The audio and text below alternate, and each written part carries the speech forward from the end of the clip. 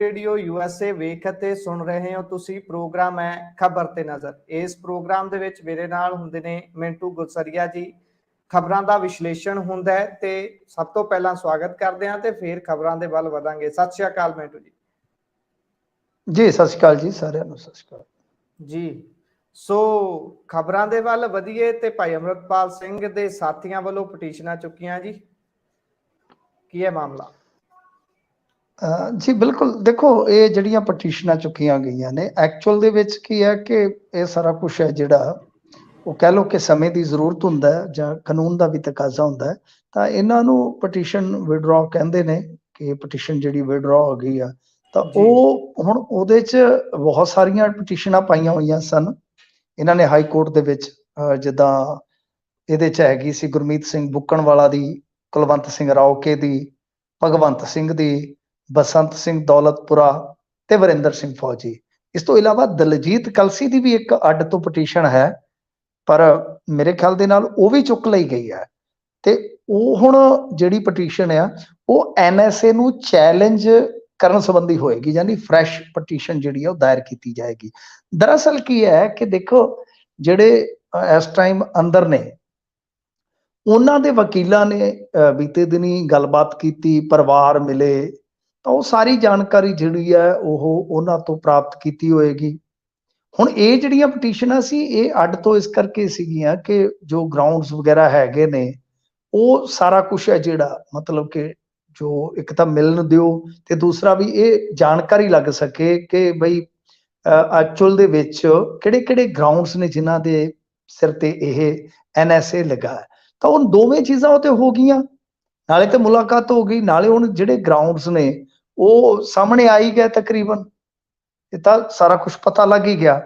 ਸੋ ਚੱਕਰ ਇਹ ਹੁੰਦਾ ਹੈ ਕਿ ਜਿਹੜੀ ਇਹ ਡਿਟੈਂਸ਼ਨ ਹੁੰਦੀ ਆ 7 ਹਫ਼ਤਿਆਂ ਦੇ ਅੰਦਰ ਅੰਦਰ ਐਡਵਾਈਜ਼ਰੀ ਬੋਰਡ ਨੇ ਇੱਕ ਰਿਪੋਰਟ ਦੇਣੀ ਹੁੰਦੀ ਆ।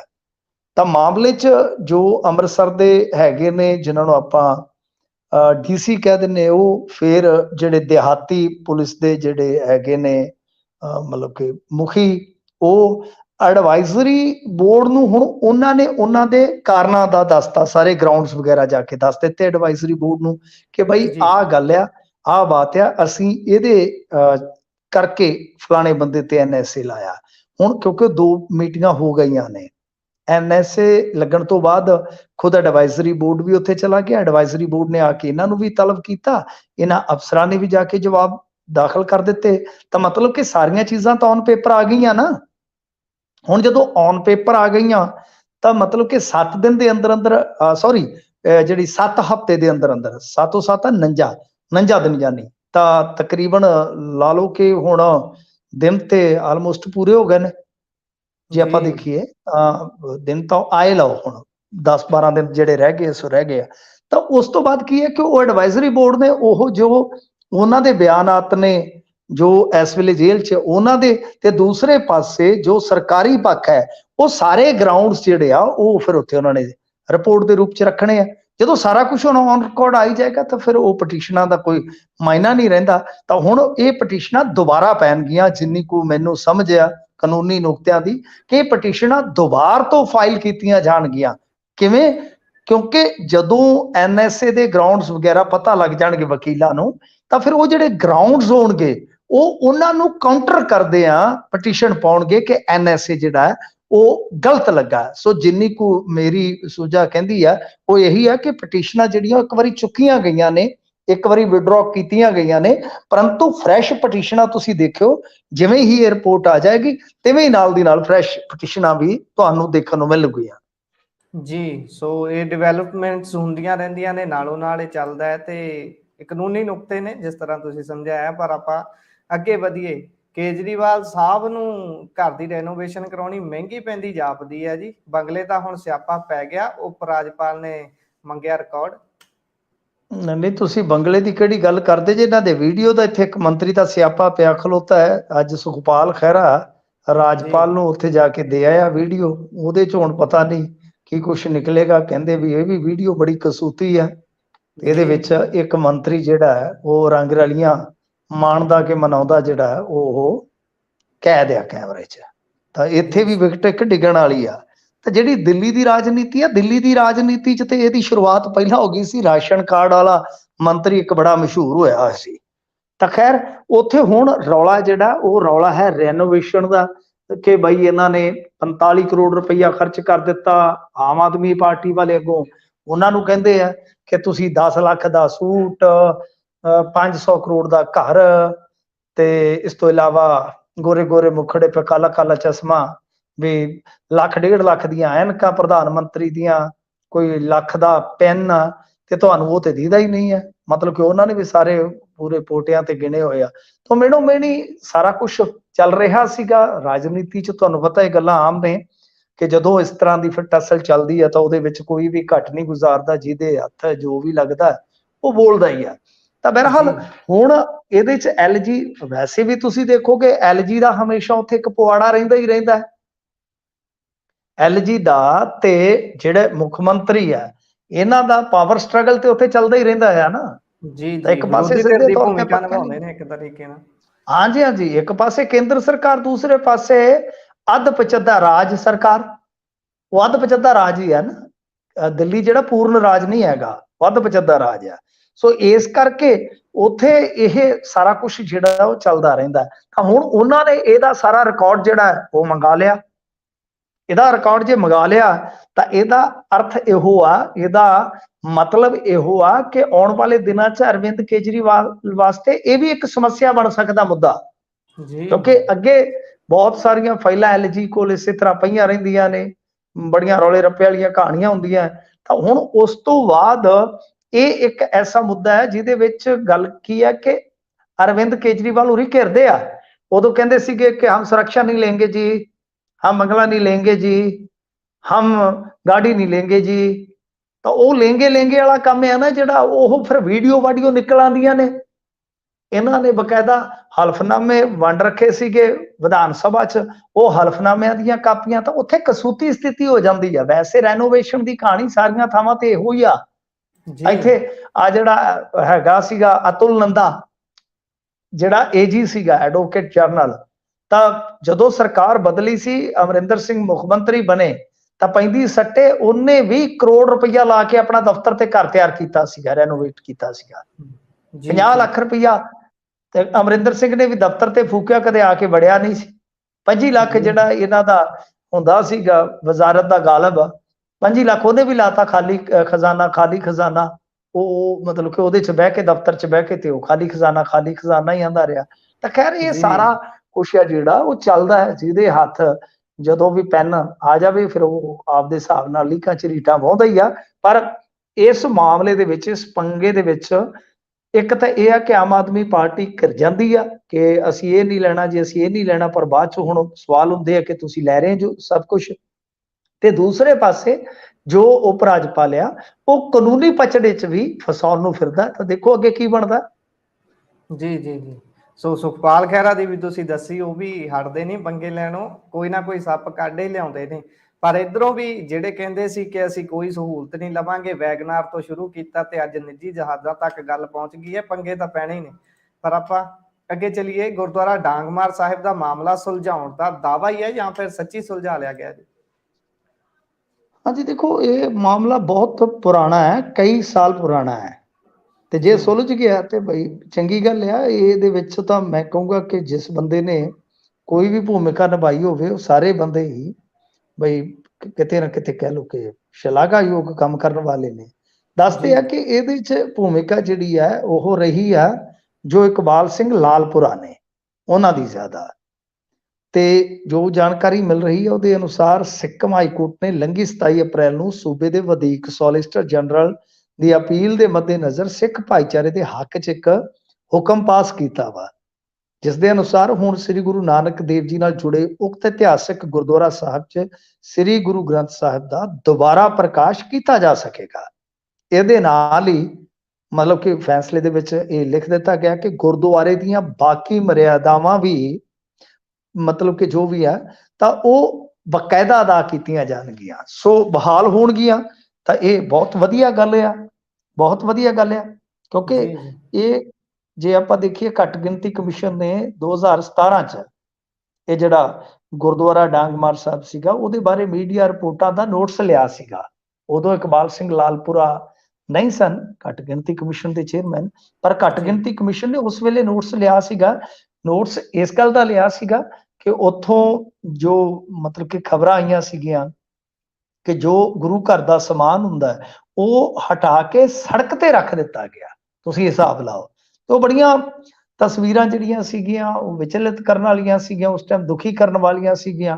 ਤਾਂ ਇਸ ਤਰ੍ਹਾਂ ਮਤਲਬ ਕਿ ਉਹ ਫਿਰ ਨੋਟਿਸ ਹੋਇਆ ਕਿ ਇਸ ਤੋਂ ਬਾਅਦ ਇਹ ਮਾਮਲਾ ਤੁਰਦਾ ਤੁਰਦਾ ਜਿਵੇਂ ਮੈਂ ਕਿਹਾ ਕਿ ਕਾਨੂੰਨੀ ਚੌਖਟੇ 'ਚ ਗਿਆ, ਤੇ ਉਸ ਤੋਂ ਬਾਅਦ ਫਿਰ ਹੁਣ ਇਹ ਖਬਰ ਆ ਰਹੀ ਹੈ ਕਿ ਇਹ ਮਾਮਲਾ ਸੁਲਝ ਗਿਆ। ਸੋ ਚੰਗੀ ਗੱਲ ਹੈ ਜੇ ਇਕਬਾਲ ਸਿੰਘ ਲਾਲਪੁਰਾ ਲੱਗੇ ਹੋਏ ਨੇ, ਕਿਉਂਕਿ ਵੈਸੇ ਵੀ ਜੇ ਤੁਸੀਂ ਦੇਖੋਗੇ ਬਹੁਤ ਪੜ੍ਹੇ ਲਿਖੇ ਨੇ, ਜੀ ਅਫਸਰ ਰਿਟਾਇਰ ਨੇ ਪੁਲਿਸ ਚੋਂ, ਫਿਰ ਇਸ ਤੋਂ ਇਲਾਵਾ ਉਹ ਲੇਖਕ ਨੇ, ਤੇ ਸਿੱਖੀਜ਼ਮ ਬਾਰੇ ਵੀ ਬਹੁਤ ਜਾਣਕਾਰੀ ਹੈ ਉਹਨਾਂ ਕੋਲ।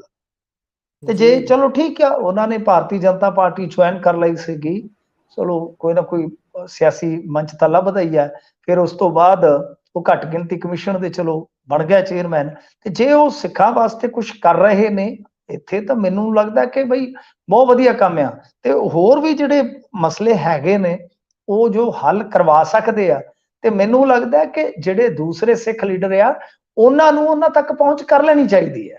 ਜੀ ਤਾਂ ਇਹਦੇ ਚ ਕੀ ਹੈ, ਕਿਉਂਕਿ ਜਿਹੜੇ ਮਸਲੇ ਹੁੰਦੇ ਨੇ, ਮਸਲੇ ਕੌਮਾਂ ਦੇ ਹੁੰਦੇ ਆ, ਮਸਲੇ ਆਪਦੇ ਰਾਜ ਦੇ ਹੁੰਦੇ ਆ, ਤਾਂ ਉਹ ਮਸਲਿਆਂ ਦੇ ਵਿੱਚ ਇਹ ਚੀਜ਼ਾਂ ਨਹੀਂ ਆੜੇ ਆਉਣੀਆਂ ਚਾਹੀਦੀਆਂ। ਮੇਰਾ ਤੇ ਇਹ ਮੰਨਣਾ ਹੈ। ਸੋ ਚੰਗੀ ਗੱਲ ਹੈ ਜੇ ਇਹ ਮਾਮਲਾ ਸੁਲਝ ਗਿਆ, ਤਾਂ ਪਰ ਇਹ ਦਾਅਵਾ ਕੀਤਾ ਜਾ ਰਿਹਾ ਕਿ ਅਸਲ ਦੇ ਵਿੱਚ ਉੱਥੋਂ ਬਈ ਹਾਈ ਕੋਰਟ, ਕਿਉਂਕਿ ਦੇਖੋ ਮੇਰੇ ਕੋਲ ਕੋਈ ਉਹਦਾ ਫੈਸਲੇ ਦੀ ਕਾਪੀ ਨਹੀਂ ਹੈ, ਤੇ ਪਰ ਜੋ ਖਬਰਾਂ ਲੱਗੀਆਂ ਨੇ ਜੋ ਦੱਸਦੇ ਆ ਕਿ ਬਈ ਫੈਸਲਾ ਉੱਥੋਂ ਹੋ ਗਿਆ ਕਿ ਗੁਰੂ ਘਰ ਦੀ ਮਰਿਆਦਾ ਵੀ ਬਹਾਲ ਹੋਏਗੀ ਤੇ ਗੁਰੂ ਸਾਹਿਬ ਦੇ ਸਰੂਪ ਵੀ ਉੱਥੇ ਸੁਸ਼ੋਭਿਤ ਦੁਬਾਰਾ ਕੀਤੇ ਜਾਣਗੇ। ਜੀ ਜੀ ਸੋ ਚੰਗੀ ਗੱਲ ਹੈ ਜੇਕਰ ਅਜਿਹਾ ਹੋਇਆ ਹੈ ਤਾਂ ਅੱਗੇ ਵੱਲ ਵੀ ਵਧਣਾ ਚਾਹੀਦਾ। ਅਗਲੇ ਗੁਰਦੁਆਰਾ ਸਾਹਿਬ ਦਾ ਵੀ ਜਿਹੜਾ ਮੁੱਦਾ ਭਖ ਰਿਹਾ ਉਸ ਦਾ ਨੋਟਿਸ ਵੀ ਉਹਨਾਂ ਦੇ ਵੱਲੋਂ ਲੈਣ ਦੀ ਗੱਲ ਤਾਂ ਸਾਹਮਣੇ ਆਈ ਸੀ, ਪਰ ਜਲਦੀ ਮਸਲਾ ਹੱਲ ਹੋਣਾ ਬਣਦਾ ਹੈ। ਗੱਲ ਜਲੰਧਰ ਜ਼ਿਮਨੀ ਚੋਣ ਦੀ ਕਰਦੇ ਹਾਂ। ਜਲੰਧਰ ਜ਼ਿਮਨੀ ਚੋਣ ਨਾਲ ਵੀ ਜੁੜਦੀ ਹੈ ਤੇ 2024 ਨਾਲ ਵੀ ਜੁੜਦੀ ਹੈ। ਬੈਂਸ ਬ੍ਰਦਰਜ਼ ਆਖਰਕਾਰ ਸਪੋਰਟਸ ਵਿੱਚ ਆ ਗਏ ਨੇ ਜੀ ਭਾਜਪਾ ਦੀ, ਤੇ ਨਾਲ ਹੀ ਉਹਨਾਂ ਨੇ ਖਸਖਸ ਦੀ ਖੇਤੀ ਦੀ ਵੀ ਗੱਲ ਕਰਤੀ। ਦੇਖੋ ਖਸਖਸ ਦੀ ਖੇਤੀ ਦੀ ਤਾਂ ਬੀਬੀ ਸਿੱਧੂ ਵੀ ਤੀਜੇ ਮਹੀਨੇ ਕਰ ਦਿੰਦੀ ਹੈ ਗੱਲ। ਜੀ ਜੀ ਜੀ ਵੈਸੇ ਹੋਰ ਵੀ ਲੀਡਰ ਧਰਮਵੀਰ ਗਾਂਧੀ ਹੋਰੀ ਉਹਨਾਂ ਨੇ ਤਾਂ ਮੁਹਿੰਮ ਛੇੜ ਰੱਖੀ ਸੀਗੀ। ਮਤਲਬ ਕਿ ਇਹ ਤਾਂ ਦੇਖੋ ਵੈਸੇ ਤਾਂ ਜੇ ਆਪਾਂ ਵੇਖੀਏ ਤਾਂ ਇੱਕ ਐਸਾ ਮੁੱਦਾ ਹੈ, ਇਹ ਬੜਾ ਵੋਟ ਖਿੱਚਣ ਵਾਲਾ, ਵੋਟ ਬਟੋਰੂ ਮੁੱਦਾ ਹੈ ਇਹ।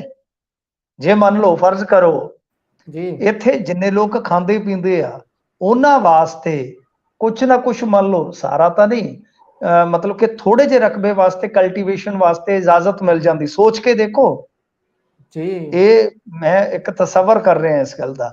ਤਾਂ ਕਹਿਣ ਦਾ ਮਤਲਬ ਇਹ ਆ ਕਿ ਜੇਕਰ ਉਹ ਇਜਾਜ਼ਤ ਲੈ ਆਉਂਦੇ ਆ, ਕੇਂਦਰ ਨੂੰ ਦਾਅ ਪੇਚ ਦੱਸਣਗੇ ਭਾਰਤੀ ਜਨਤਾ ਪਾਰਟੀ ਨੂੰ ਕਿ ਭਾਈ ਇੰਨੀ ਵੋਟ ਹੈ, ਇਹ ਤੁਹਾਨੂੰ ਉਦਾਂ ਹੀ ਮਿਲ ਜਾਏਗੀ, ਮਿਲ ਸਕਦੀ ਹੈ, ਇਹਦੀ ਸੰਭਾਵਨਾ ਹੈ। ਜੀ ਤਾਂ ਉਹਦੀ ਹੁਣ ਗਿਣਤੀ ਤਾਂ ਐਗਜ਼ੈਕਟ ਨਹੀਂ ਹੈਗੀ, ਪੰਜਾਬ ਦੇ ਵਿੱਚ ਨੰਬਰ ਤਾਂ ਨਹੀਂ ਹੈਗਾ ਆਪਣੇ ਕੋਲ ਠੋਸ ਰੂਪ ਚ, ਪਰ ਚਲੋ ਆਪਾਂ ਇੱਕ ਅੰਦਾਜ਼ਾ ਲਾ ਲੈਂਦੇ ਹਾਂ ਕਿ ਜੇ 5-10 ਲੱਖ ਵੀ ਲਾਈਏ ਤਾਂ ਉਹਦੇ ਚੋਂ ਜੇ ਇੰਨੀ ਗਿਣਤੀ ਹੈ ਤਾਂ ਉਹ ਮਤਲਬ ਕਿ ਉਹਦੇ ਚੋਂ 50% ਤਾਂ ਫਿਰ ਜਿਹੜਾ ਫੈਸਲਾ ਕਰਾਉਣ ਵਾਲਾ ਤਾਂ ਉਹ ਗਿਣ ਕੇ ਚੱਲੂਗਾ ਨਾ। ਜੀ ਤਾਂ ਜਿਹਨੂੰ ਇੰਨੀ ਵੋਟ ਪੱਕੀ ਦੀ ਆ ਤਾਂ ਉਸ ਮੁੱਦੇ ਨੂੰ ਕਿਉਂ ਨਹੀਂ ਚੱਕੇਗਾ ਬਈ, ਕਿਉਂ ਨਹੀਂ ਚੱਕੇਗਾ। ਤਾਂ ਇਸ ਕਰਕੇ ਇਹ ਮਤਲਬ ਕਿ ਆਪਾਂ ਜੋ ਇੱਕ ਕਲਪਨਾ ਕਰ ਰਹੇ ਹਾਂ ਕਿ ਸ਼ਾਇਦ ਇਹੋ ਜਿਹਾ ਮੂਵ ਜਿਹੜਾ ਹੈ ਉਹ ਕਈ ਵਾਰ ਤੁਹਾਨੂੰ ਪਤਾ ਹੀ ਹੈ ਟਿਕਾਣੇ ਲੱਗ ਵੀ ਜਾਂਦਾ ਹੁੰਦਾ ਹੈ। ਤੇ ਇਸ ਕਰਕੇ ਉਹਨਾਂ ਨੇ ਖਸਖਸ ਦੀ ਖੇਤੀ ਦੀ ਵਕਾਲਤ ਕਰ ਦਿੱਤੀ ਆ। ਦੂਜਾ ਇਹ ਵੀ ਹੁੰਦਾ ਨਾ ਕਿ ਬਈ ਭਾਰਤੀ ਜਨਤਾ ਪਾਰਟੀ ਪ੍ਰਤੀ ਪੰਜਾਬੀਆਂ 'ਚ ਇੰਨਾ ਹੇਜ ਨਹੀਂ ਹੈਗਾ, ਥੋੜੀ ਕੜੱਤਨ ਵੀ ਆ, ਕਿਸਾਨੀ ਅੰਦੋਲਨ ਕਰਕੇ ਥੋੜੀਆਂ ਦੂਰੀਆਂ ਵੀ ਹੈਗੀਆਂ ਨੇ ਮਨਾਂ ਦੇ ਵਿੱਚ।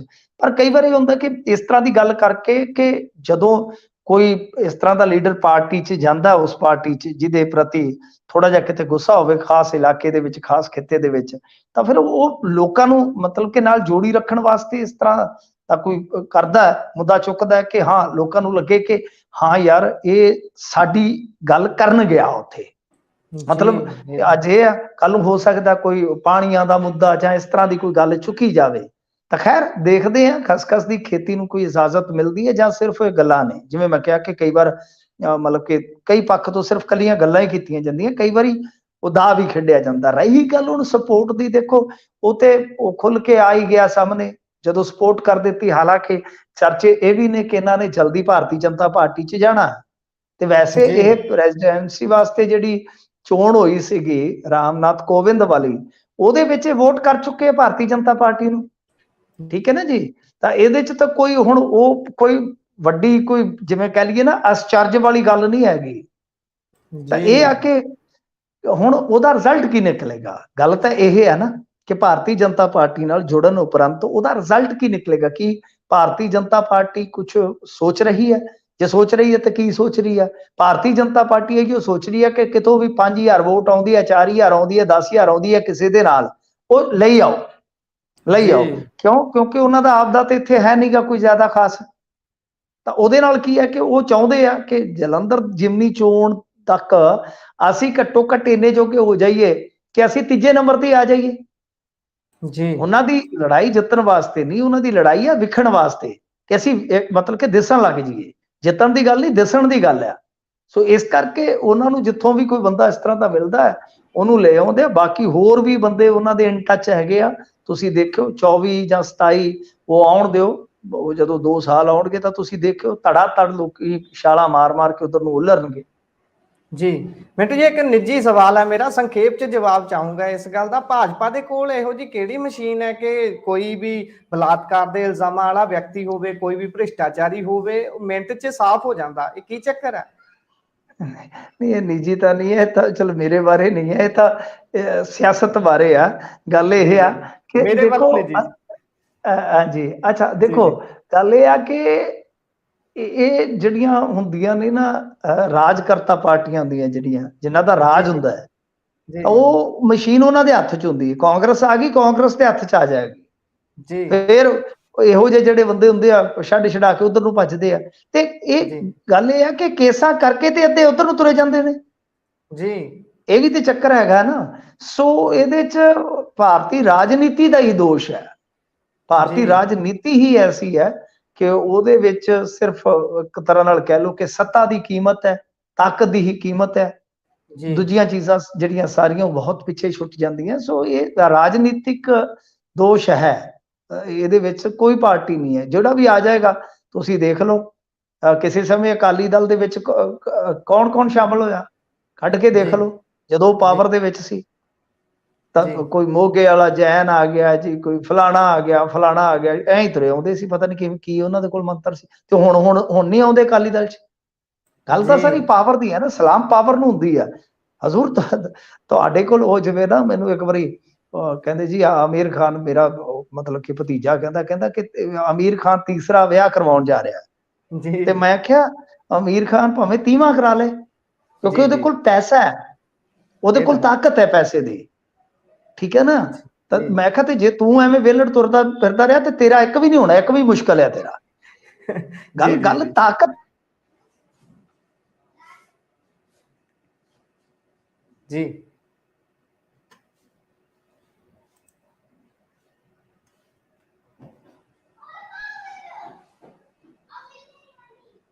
ਸੋ ਦੁਬਾਰਾ ਤੋਂ ਜੁੜਦੇ ਹਾਂ ਮਿੰਟੂ ਜੀ ਨਾਲ, ਕੋਈ ਤਕਨੀਕੀ ਸਮੱਸਿਆ ਦੇ ਕਾਰਨ। ਹਾਂਜੀ ਹਾਂਜੀ ਜੀ ਜੀ ਜੀ ਜੀ ਮਿੰਟੂ ਜੀ। ਹਾਂਜੀ ਹਾਂਜੀ ਹਾਂਜੀ ਜੀ। ਸੋ ਆਪਾਂ ਗੱਲ ਕਰ ਰਹੇ ਸੀ ਮਸ਼ੀਨ ਦੀ, ਉਹ ਕਿਹੜੀ ਸਫਾਈ ਕਰਨ ਵਾਲੀ ਮਸ਼ੀਨ ਹੈ। ਸੋ ਤੁਸੀਂ ਚਾਨਣਾ ਪਾਇਆ ਤੇ ਆਪਾਂ ਅੱਗੇ ਵੱਲ ਵਧਦੇ ਹਾਂ। ਸੋ ਵਿਕਰਮ ਮਜੀਠੀਆ ਜੀ ਜਦੋਂ ਵੀ ਪ੍ਰੈਸ ਕਾਨਫਰੰਸ ਕਰਦੇ ਨੇ, ਉਹ ਕੁਛ ਨਾ ਕੁਛ ਏਦਾਂ ਦਾ ਕੱਢ ਲਿਆਉਂਦੇ ਨੇ ਕਿ ਇੱਕ ਵਾਰੀ ਸੋਚਣ ਵਿਚਾਰਨ ਲਈ ਮਜਬੂਰ ਕਰ ਦਿੰਦੇ ਨੇ ਸੱਤਾਧਾਰੀ ਪਾਰਟੀ ਨੂੰ, ਜਾਂ ਜਿਹਦੇ ਵੀ ਖਿਲਾਫ ਪ੍ਰੈਸ ਕਾਨਫਰੰਸ ਹੁੰਦੀ ਹੈ।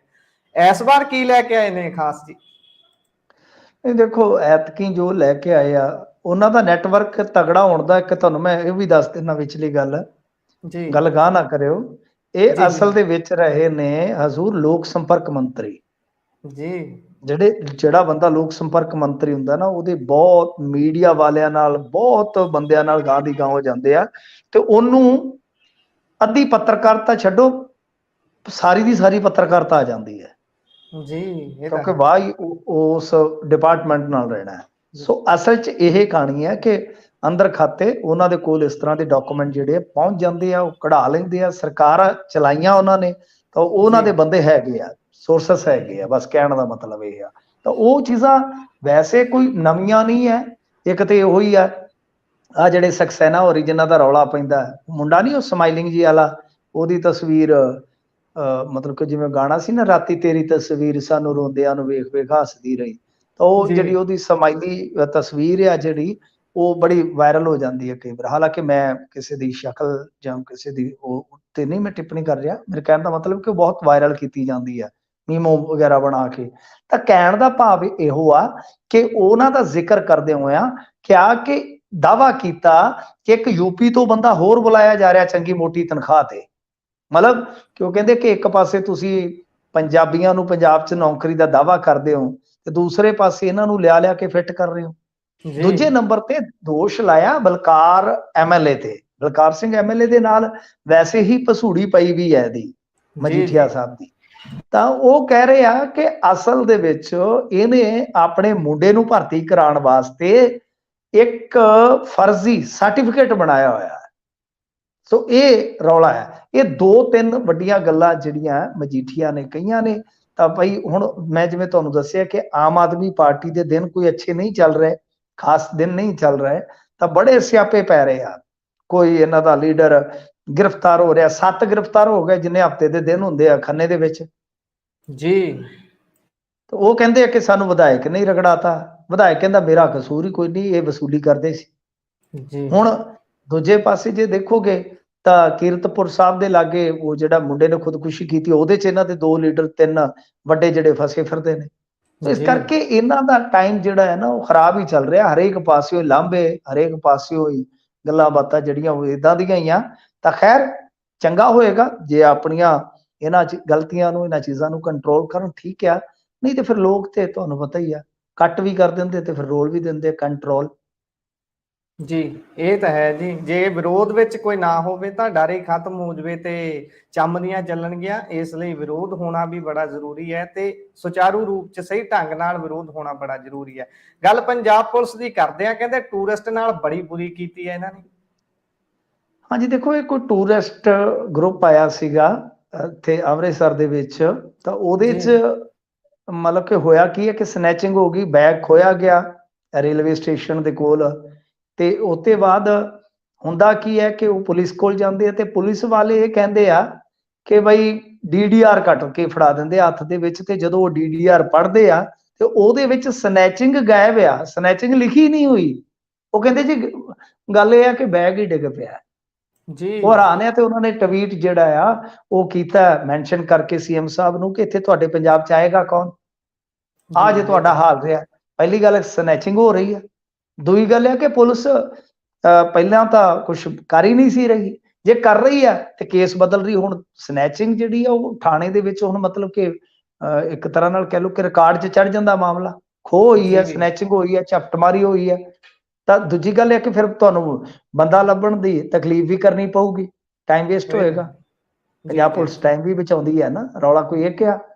ਤੇ ਇਸ ਕਰਕੇ ਉਹ ਇਹ ਸੌਖਾ ਤਰੀਕਾ ਕਿ ਬੈਗ ਡਿੱਗ ਪਿਆ ਜੀ, ਵੀ ਨਾਲੇ ਤੇ ਬੰਦੇ ਦਾ ਨੁਕਸਾਨ ਹੋ ਗਿਆ, ਕਾਗਜ਼ ਚਲੇ ਗਏ, ਰਿਟਰਨ ਟਿਕਟਾਂ ਚੱਲ ਗਈਆਂ, ਪੈਸਾ ਧੇਲਾ ਚੱਲ ਗਿਆ, ਨਾਲੇ ਤੇਰੀ ਗਲਤੀ ਹੈ, ਤੂੰ ਡਿੱਗ ਬੈਠਾ। ਤਾਂ ਇਸ ਕਰਕੇ ਉਹ FIR ਵੀ ਨਹੀਂ ਕੱਟੀ, ਇਹਨਾਂ ਨੇ DDR ਕੱਟੀ ਆ। ਤਾਂ ਇਸ ਕਰਕੇ ਉਹ ਜਿਹੜਾ ਟਵੀਟ ਆ ਉਹ ਚਰਚਾ ਦਾ ਵਿਸ਼ਾ ਬਣਿਆ ਪਿਆ। ਬਿਲਕੁਲ ਮੈਂ ਕਹੂੰਗਾ ਕਿ ਇਹ ਗਲਤ ਗੱਲਾਂ ਨੇ ਜੋ ਹੋ ਰਹੀਆਂ। ਅਸੀਂ ਅੱਗੇ ਵੀ ਵੇਖਿਆ ਇੱਕ ਕੁੜੀ ਇਸੇ ਤਰ੍ਹਾਂ ਇੱਕ ਝਪਟਮਾਰ ਨੇ ਆਟੋ 'ਚ ਆ ਰਹੀ ਸੀਗੀ ਅਟਾਰੀ ਤੋਂ, ਤੇ ਉਹਨੇ ਝਪਟ ਮਾਰੀ ਜਦੋਂ ਕੀਤੀ, ਕਿਉਂਕਿ ਇੱਥੇ ਹੁਣ ਨਸ਼ੇੜੀ ਤੇ ਇਸ ਤਰ੍ਹਾਂ ਦੇ ਚੋਰ ਚੱਕੇ ਬੜੇ ਨੇ ਜੀ, ਤੇ ਬਹੁਤ ਸਾਰੇ ਸ਼ਰਧਾਲੂ ਟੂਰਿਸਟ ਆਉਂਦੇ ਨੇ ਅੰਮ੍ਰਿਤਸਰ, ਇਹ ਨਿਸ਼ਾਨਾ ਬਣਾਉਂਦੇ ਨੇ। ਤੇ ਉਹ ਜਦੋਂ ਬੈਗ ਖੋਇਆ ਆਟੋ ਦੇ ਵਿੱਚੋਂ, ਕੁੜੀ ਸੜਕ ਤੇ ਧੌਣ ਪਰਨੇ ਡਿੱਗੀ ਤੇ ਥਾਂ ਮਰ ਗਈ। ਨਾਰਥ ਈਸਟ ਦੀ ਕੁੜੀ ਸੀ। ਤੇ ਇਹ ਜੋ ਹਾਲਾਤ ਬਣ ਰਹੇ ਨੇ ਇਹ ਗਲਤ ਆ, ਇਹਨਾਂ ਨੂੰ ਸਹੀ ਕਰਨ ਦੀ ਜ਼ਰੂਰਤ ਆ। ਪੁਲਿਸ ਚੁਸਤ ਦਰੁਸਤ ਹੋਵੇ ਤੇ ਠੀਕ ਆ, ਨਹੀਂ ਤੇ ਫਿਰ ਏਦਾਂ ਦੀਆਂ ਬਦਨਾਮੀਆਂ ਤੇ ਪੱਲੇ ਪਊਗੀਆਂ ਜੀ। ਇਹ ਤਾਂ ਹੈ। ਪੁਲਿਸ ਨੂੰ ਵੀ ਆਪਣਾ ਕੰਮ ਤਨਦੇਹੀ ਨਾਲ ਕਰਨਾ ਚਾਹੀਦਾ, ਪਰ ਸਮਾਂ ਬਚਾਉਣ ਵਾਲੀ ਜਿਹੜੀ ਤੁਸੀਂ ਗੱਲ ਕਹੀ ਇਹ ਤਾਂ ਜ਼ਰੂਰ ਹੈ। ਇਸ ਤਰੀਕੇ ਦੇ ਨਾਲ ਸ਼ਾਇਦ ਇਹੀ ਉਹਨਾਂ ਦੀ ਮਨਸ਼ਾ ਹੋਵੇ। ਅੱਗੇ ਵੱਲ ਵਧੀਏ। ਪਹਿਲਾਂ ਅਕਸਰ ਗੱਲ ਹੁੰਦੀ ਸੀ, ਸਿਮਰਨਜੀਤ ਸਿੰਘ ਮਾਨ ਇਸ ਗੱਲ ਦਾ ਹਾਮੀ ਹੁੰਦੇ ਸੀ, ਇਸ ਗੱਲ ਦੇ ਕਿ ਸਾਡਾ ਪਾਕਿਸਤਾਨ ਦੇ ਨਾਲ ਖੁੱਲਣਾ ਚਾਹੀਦਾ ਹੈ, ਵਪਾਰਕ ਤੌਰ ਦੇ ਉੱਪਰ ਰਿਸ਼ਤੇ ਮਜ਼ਬੂਤ ਹੋਣੇ ਚਾਹੀਦੇ ਨੇ। ਉਸ ਤੋਂ ਬਾਅਦ 2022 ਦੀਆਂ ਵਿਧਾਨ ਸਭਾ ਚੋਣਾਂ ਦੇ ਵਿੱਚ ਇਹ ਵੀ ਸੁਣਿਆ ਕਿ ਨਵਜੋਤ ਸਿੰਘ ਸਿੱਧੂ ਵੀ ਇਸ ਗੱਲ ਦੇ ਮੁਦਈ ਬਣੇ, ਤੇ ਉਸ ਤੋਂ ਪਹਿਲਾਂ ਤਾਂ ਤੁਸੀਂ ਦੱਸ ਸਕਦੇ ਹੋ ਕਿ ਕੌਣ-ਕੌਣ ਸੀ, ਤੇ ਹੁਣ ਪਾਕਿਸਤਾਨ ਚੋਂ ਵੀ ਇਸ ਗੱਲ ਦੀ ਆਵਾਜ਼ ਉੱਠ ਰਹੀ ਹੈ। ਉਸ ਤੋਂ ਪਹਿਲਾਂ ਤਾਂ ਮੈਂ ਵੀ ਹਾਂ ਜੀ, ਮੈਨੂੰ ਵੀ ਜੀ ਰੱਖ ਜੀ ਲਓ। ਜੀ ਅਸੀਂ ਤੇ ਇਸ ਚੀਜ਼ ਦੇ ਹਾਮੀਦਾਰ ਹਾਂ ਕਿ ਤਜ਼ਾਰਤ ਹੋਣੀ ਚਾਹੀਦੀ ਹੈ, ਦੋਨਾਂ ਦੇਸ਼ਾਂ ਨੂੰ ਬੜੀ ਦਰਕਾਰ ਹੈ ਇਸ ਚੀਜ਼ ਦੀ। ਦੇਖੋ ਜੀ ਗੱਲ ਕੀ ਹੈ ਕਿ ਬਹੁਤ ਸਾਰੇ ਲੀਡਰ ਨੇ ਜਿਹੜੇ ਇਕੱਲੇ ਤਜ਼ਾਰਤ ਦੀ ਗੱਲ ਨਹੀਂ ਕਰਦੇ, ਵਪਾਰ ਦੀ ਗੱਲ ਨਹੀਂ, ਟ੍ਰੇਡ ਦੀ ਗੱਲ ਨਹੀਂ ਕਰਦੇ, ਉਹ ਤਾਂ ਸੁਖਾਵੇਂ ਰਿਸ਼ਤਿਆਂ ਦੀ ਵੀ ਗੱਲ ਕਰਦੇ ਨੇ। ਬਹੁਤ ਸਾਰੇ ਪੱਤਰਕਾਰ ਜਾਂ ਇਸ ਤਰ੍ਹਾਂ ਦੇ ਹੈਗੇ ਨੇ, ਜੀ ਤਾਂ ਉਹ ਦੋਨਾਂ ਮੁਲਕਾਂ 'ਚ ਹੀ ਨੇ ਲੋਕ। ਤਾਂ ਇਸੇ ਤਰ੍ਹਾਂ ਇੱਕ ਇਹਨਾਂ ਦੇ ਬਹੁਤ ਵੱਡੇ ਹੈਗੇ ਨੇ ਵਿਦਵਾਨ ਸ਼ਹਿਜ਼ਾਦ ਚੌਧਰੀ, ਜੀ ਇਹਨਾਂ ਦਾ ਇੱਕ ਲੇਖ ਹੈ ਜਿਹੜਾ ਉਹ ਪ੍ਰਕਾਸ਼ਿਤ ਹੋਇਆ, ਤਾਂ ਉਹਦੇ 'ਚ ਇਹਨਾਂ ਨੇ ਸਲਾਹ ਦਿੱਤੀ ਆਪਣੀ। ਕਿਉਂਕਿ ਦੇਖੋ ਜਿਹੜੇ ਲੋਕ ਹੁੰਦੇ ਆ ਨਾ, ਜਿਹੜੇ ਇਸ ਤਰ੍ਹਾਂ ਦੇ ਲੇਖਕ ਹੁੰਦੇ ਆ, ਬਹੁਤ ਵੱਡੇ ਲੇਖਕ ਹੁੰਦੇ ਆ, ਤਾਂ ਉਹ ਇੱਕ ਤਰ੍ਹਾਂ ਨਾਲ ਕਹਿ ਲਓ ਕਿ ਕਿਸੇ ਵੀ ਕੌਮ ਜਾਂ ਮੁਲਕ ਵਾਸਤੇ ਉਹ ਥਿੰਕ ਟੈਂਕ ਦਾ ਹੀ ਕੰਮ ਕਰਦੇ ਨੇ। ਉਹਨਾਂ ਦੇ ਆਈਡੀਆਜ਼, ਉਹਨਾਂ ਦੀਆਂ ਗੱਲਾਂ ਜਿਹੜੀਆਂ ਨੇ ਉਹ ਬਹੁਤ ਵਿਸ਼ਲੇਸ਼ਣਯੋਗ ਹੁੰਦੀਆਂ, ਵਿਸ਼ਲੇਸ਼ਣ ਜੀ ਕੀਤਾ ਜਾਂਦਾ ਉਹਨਾਂ ਦਾ, ਤੇ ਫਿਰ ਉਹਨਾਂ ਨੂੰ ਲਾਗੂ ਕੀਤਾ ਜਾਂਦਾ। ਤੇ ਇਹਨਾਂ ਨੇ ਇਹ ਗੱਲ ਕਹੀ ਹੈ ਕਿ ਦੇਖੋ ਕਸ਼ਮੀਰ ਅਤੇ LOC ਨੂੰ ਅੱਡ ਰੱਖ ਕੇ ਸਾਨੂੰ ਤਜ਼ਾਰਤ ਕਰਨੀ ਚਾਹੀਦੀ ਹੈ। ਮਤਲਬ ਕਿ ਪਾਕਿਸਤਾਨ ਚੋਂ ਵੀ ਆਵਾਜ਼ ਉੱਠੀ ਆ। ਦੇਖੋ ਤਜ਼ਾਰਤ ਅੱਗੇ ਹੁੰਦੀ ਸੀਗੀ, ਤੁਹਾਨੂੰ ਪਤਾ ਹੀ ਜੀ ਹੋਏਗਾ 370 ਜਦੋਂ ਇਹਨਾਂ ਨੇ ਹਟਾਈ ਸੀਗੀ, ਐਬਰੋਗੇਟ ਕੀਤੀ, ਤਾਂ ਉਸ ਵੇਲੇ ਪਾਕਿਸਤਾਨ ਨੇ ਰਿਸ਼ਤੇ ਤੋੜ ਦਿੱਤੇ ਸਨ ਬਿਲਕੁਲ ਵਪਾਰਕ ਤੌਰ ਤੇ। ਜੀ ਅੱਛਾ, ਉਸ ਤੋਂ ਬਾਅਦ ਹੁਣ ਜਦੋਂ ਉੱਥੇ ਹੜ੍ਹ ਵੀ ਆਏ ਤੇ ਉਸ ਤੋਂ ਬਾਅਦ ਆ ਮਹਿੰਗਾਈ ਤੇ ਬੜਾ ਉੱਥੇ ਬੁਰਾ ਹਾਲ ਆ, ਤਾਂ ਉਸ ਵੇਲੇ ਇੰਡੀਆ ਚੋਂ ਵੀ ਆਵਾਜ਼ਾਂ ਉੱਠੀਆਂ। ਕੁਝ ਲੋਕਾਂ ਨੇ ਕਿਹਾ ਕਿ ਯਾਰ ਤੁਹਾਨੂੰ ਅੱਗੇ ਆਉਣਾ ਚਾਹੀਦਾ ਹੈ। ਤਾਂ ਇੱਧਰ ਵੀ ਸਿਆਸਤ ਹੈ, ਤੁਹਾਨੂੰ ਪਤਾ ਉੱਧਰ ਵੀ ਸਿਆਸਤ ਹੈ। ਇਹ ਕਹਿੰਦੇ ਕਿ ਜੇ ਉਹਨਾਂ ਨੇ ਰਿਸ਼ਤੇ ਤੋੜੇ ਸੀ, ਜੇ ਉਹਨਾਂ ਨੂੰ ਲੋੜ ਹੈ ਤੇ ਉਹ ਗੱਲ ਕਰਨ। ਜੀ ਜੇ ਹੁਣ ਮੰਨ ਲਓ ਬਿਲਾਵਲ ਭੁੱਟੋ ਇੱਥੇ ਆ ਰਹੇ ਆ, ਤੇ ਵੈਸੇ ਤੇ ਸਾਡੇ ਤੇ ਵਿਦੇਸ਼ ਮੰਤਰੀ ਨੇ ਇਸ਼ਾਰਾ ਕਰ ਦਿੱਤਾ ਹੈ ਕਿ ਸਾਡੀ ਕੋਈ ਪਰਸਨਲ ਮੀਟਿੰਗ ਜਾਂ ਬੈਠਕ ਨਹੀਂ ਹੋਏਗੀ, ਮਤਲਬ ਕਿ ਜੋ ਚਾਰਟਰ ਦੇ ਮੁਤਾਬਕ ਰੂਟੀਨ ਦੀਆਂ ਬੈਠਕਾਂ ਹੁੰਦੀਆਂ ਨੇ SCO ਦੀਆਂ, ਉਹੀ ਹੋਣਗੀਆਂ। ਤਾਂ ਪਰੰਤੂ ਗੱਲ ਇਹ ਹੈ ਕਿ ਜੇ ਪਾਕਿਸਤਾਨ ਪਹਿਲ ਕਦਮੀ ਕਰੇ ਤਾਂ ਇਹ ਚੀਜ਼ ਜਿਹੜੀ ਹੈ ਇਹ ਬਰਫ਼ ਢਲਣੀ ਚਾਹੀਦੀ ਹੈ ਰਿਸ਼ਤਿਆਂ ਤੋਂ। ਜੀ ਜੀ ਤਾਂ ਗਰਮਜੋਸ਼ੀ ਆਵੇ ਤਾਂ ਉਹਦੇ ਨਾਲ ਸਾਰਾ ਕੁਝ ਵਧੀਆ ਹੋ ਸਕਦਾ ਹੈ। ਕਿਉਂਕਿ ਦੇਖੋ ਜੇ ਈਸਟ ਜਰਮਨ, ਵੈਸਟ ਜਰਮਨ, ਉਹ ਅੱਜ ਵੇਖ ਲਓ ਕਿੱਥੇ ਪਹੁੰਚੇ ਪਏ ਨੇ। ਬਹੁਤ ਸਾਰੇ ਮੁਲਕ ਆ, ਜਾਪਾਨ ਨੇ ਅਮਰੀਕਾ ਤੇ ਹਮਲਾ ਕੀਤਾ ਸੀਗਾ, ਪਰਲ ਜੀ ਹਾਰਬਰ। ਜੀ ਜੀ ਠੀਕ ਹੈ ਨਾ ਜੀ, ਬਹੁਤ ਸੀ। ਅੱਜ ਜਾਪਾਨ ਦਾ ਪ੍ਰੋਟੈਕਟਰ ਕੌਣ ਹੈ? ਸੰਧੀ ਦੇ ਜੀ ਮੁਤਾਬਕ ਪ੍ਰੋਟੈਕਟਰ ਉਹਨਾਂ ਦਾ USA ਹੈ।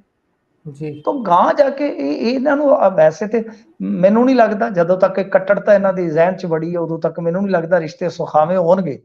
ਪਰ ਇਹ ਅਸੰਭਵ ਨਹੀਂ ਹੁੰਦੇ ਸਰਕਾਰ ਜੀ ਪੱਧਰ ਤੇ, ਸਿਆਸਤ ਪੱਧਰ ਤੇ, ਕਿਉਂਕਿ ਉੱਥੇ ਮਿਲਟਰੀ ਦਾ ਕੰਮ ਥੋੜਾ ਖਰਾਬ ਹੈ, ਇੱਧਰ ਥੋੜੀ ਜਿਹੀ ਕੱਟੜਤਾ ਆ ਜਾਂਦੀ ਹੈ। ਸੋ ਇਸ ਕਰਕੇ ਦਿੱਕਤ ਪਰੇਸ਼ਾਨੀ ਇਹ ਆ ਕਿ ਜੇਕਰ ਆਪਾਂ ਦੇਖੀਏ ਤਾਂ ਅਸੰਭਵ ਤਾਂ ਹੈ ਨਹੀਂ, ਪਰ ਮੁਸ਼ਕਲ ਬਹੁਤ ਹੈ, ਮੁਸ਼ਕਲ ਜੀ ਬਹੁਤ ਹੈ। ਬਾਕੀ ਜੀ ਖੁੱਲ ਜਾਵੇ ਤਜ਼ਾਰਤ ਤੇ ਵਧੀਆ ਗੱਲ ਹੈ। ਜੀ ਜੀ ਉੱਥੇ ਹੀ ਪਾਕਿਸਤਾਨ ਦੀ ਆਰਥਿਕ ਸਥਿਤੀ ਇਸ ਸਮੇਂ ਪੂਰੇ ਤਰੀਕੇ ਦੇ ਨਾਲ ਡਾਵਾਡੋਲ ਹੈ। ਹਰ ਪਾਸੇ ਆਟੇ ਨੂੰ ਲੈ ਕੇ ਜੇਕਰ ਦੇਖੀ ਜਾਏ, ਉੱਥੇ ਹਾਹਾਕਾਰ ਮਚੀ ਹੋਈ ਹੈ। ਹਰ ਚੀਜ਼ ਦੇ ਭਾਅ ਅੰਬਰੀ ਜੜੇ ਹੋਏ ਨੇ। ਜੇ ਤਜ਼ਾਰਤ ਖੁੱਲਦੀ ਹੈ ਤਾਂ ਉਹਦੇ ਨਾਲ ਜਿੱਥੇ ਉਹਨਾਂ ਨੂੰ ਲਾਹਾ ਹੋਊ, ਉੱਥੇ ਪੰਜਾਬ ਦੇ ਕਿਸਾਨਾਂ ਨੂੰ ਤੇ ਹੋਰ ਸਨਅਤਕਾਰਾਂ ਨੂੰ ਵੀ ਲਾਹਾ ਹੋਊਗਾ।